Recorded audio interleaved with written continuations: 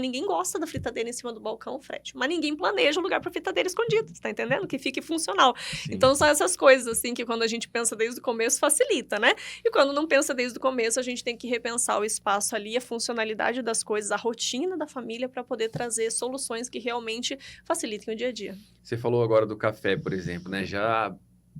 Eu comecei a contar aqui. Para fazer o café em casa, eu acho que eu tenho que ir em 6 lugares para poder juntar tudo que precisa para o café. Então, realmente dá para ver que existe um mundo por trás disso. E, e não só isso, né? A gente tem uma gaveta em casa, na cozinha, que a gente chama de gaveta de coisas estranhas.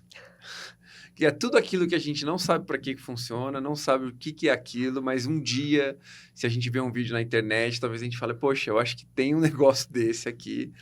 Então, tem muita coisa que a gente nem usa, né? Aham. Então, e aí, aproveitando esse gancho, que eu queria te perguntar, você tem alguma história de cliente, assim, de coisas, tanto do lado bom como do lado ruim? Por exemplo, você já chegou em clientes, assim, acumuladores, igual a gente vê Já. naqueles, Nossa. naquelas Aham. séries americanas, né? Então, eu queria saber isso e queria saber também se você tem alguma coisa assim e testemunho de clientes que teve um impacto na vida dele ali, que realmente mudou a vida dele, uma coisa legal que aconteceu por conta dessa organização. Tá. Vou começar por essa de acumuladora, porque o que acontece? Via de regra, é muito difícil a gente ter acumuladores que realmente procuram ajuda, né?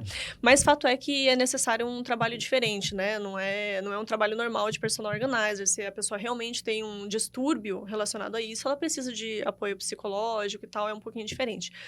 Mas, certa vez, eu fui chamada para uma organização de mudança, em que a mudança já estava toda encaixotada. Então, eu não tinha como saber o que tinha naquelas caixas, você tá entendendo? Eu fiz um orçamento normal, como uma organização de mudança, como todas que a gente faz. Quando a gente começou a abrir, Fred, o que tinha de itens ali que, assim, para outras pessoas seria lixo, né? Porque a pessoa que tem um distúrbio com o acúmulo, qual que é a questão?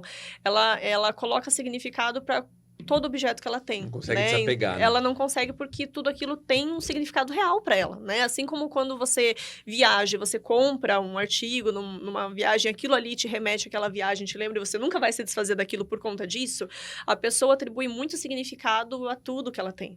Então, a pessoa tinha muitas coisas e itens, assim, muito aleatórios, né? Então, qual que é a outra dificuldade que a gente tem nesses casos? Que as pessoas, por elas já terem um distúrbio, elas entendem que o que elas consideram importantes não é importante para as outras pessoas, né? Então, qual que foi o trabalho que a gente teve? Primeiro que a gente percebeu, quando começou a desencaixotar pela quantidade de coisas que tinha ali, que, né, não fazia muito sentido para as pessoas, para as famílias, né, que a gente conhece, a gente já percebeu que tinha alguma coisa ali.